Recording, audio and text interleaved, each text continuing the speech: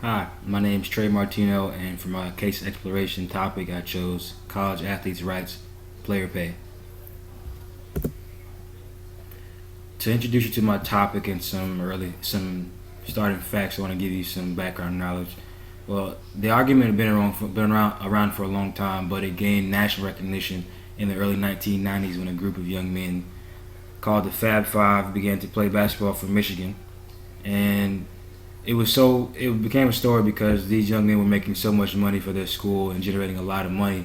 Yet there were stories that these five young men didn't have much money to buy any food or living necessities. Yet they would walk out on campus into their campus bookstore and see their jerseys and T-shirts with their names and faces on them, and they couldn't make any money from it. This upset a lot of people, and this generally is the argument the event that sparked the argument. A lot of people can look back and say this is where it started. Now, talk about the current NCAA system. The current NCAA system does not allow athletes to benefit off of themselves in any way. They can't accept benefits from coaches, from community sponsors, or not even from by signing autographs. Once the student signs to play that sport with the university in exchange for their talents, they receive full athletic scholarships that take care of books, living fees, food at times, and any other things that comes with the price of college. Now, obviously, there's two sides to every argument, but this is a little different. This argument can go either way. I'm sure for those who have really no opinion about the topic could be persuaded either way based on either side of the argument, because both sides present valid points and make strong cases for what they believe in. But I'm gonna start off with why we should pay college athletes and why these people believe we should. Well, first of all, you have to look at the fact that the NCAA is a billion-dollar industry, and without student athletes, there would be no money to go around. These students are pretty much the main factor of why the NCAA has so much money and why they make so much. If you look at it like this, if there was no student athletes, there would be no games. And if there was no games to watch, people wouldn't buy tickets, people wouldn't buy jerseys, people would not watch it on television. So you have to take into account that without the students, there would be no NCAA.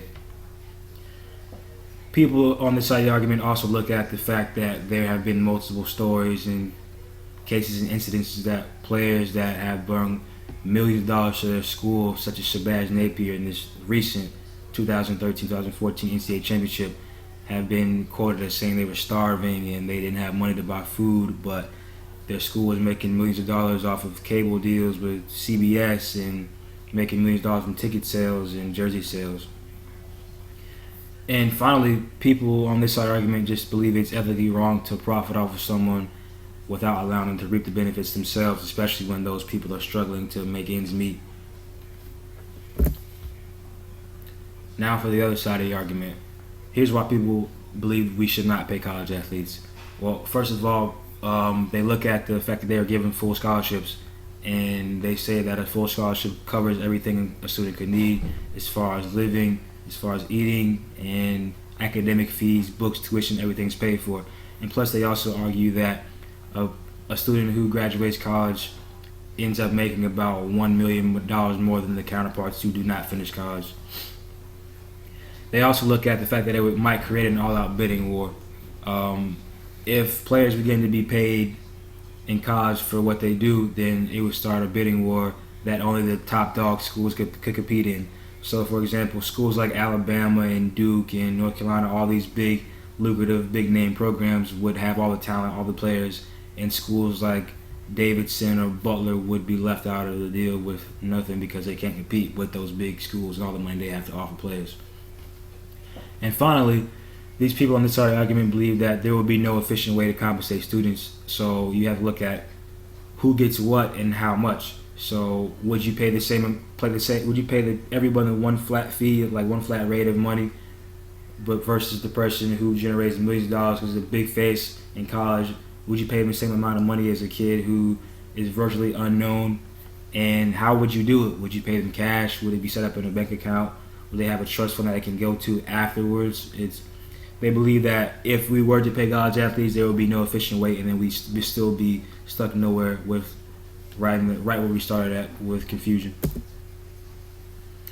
for my conclusion, I want to talk about this argument and how it's not going anywhere, and it's been here for a while, and it's still currently here and causing a lot of debates and a lot of tension between both sides.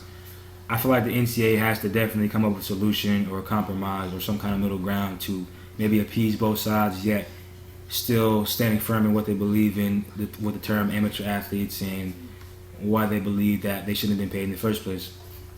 In my opinion, I do believe that college athletes should be compensated for their services, their hard work, their time, their dedication to their school. Even though they are amateur athletes, I feel like they should maybe find a way to compensate these athletes properly. There's hundreds of people working for the NCAA. I feel like there should be an easier way to settle this argument.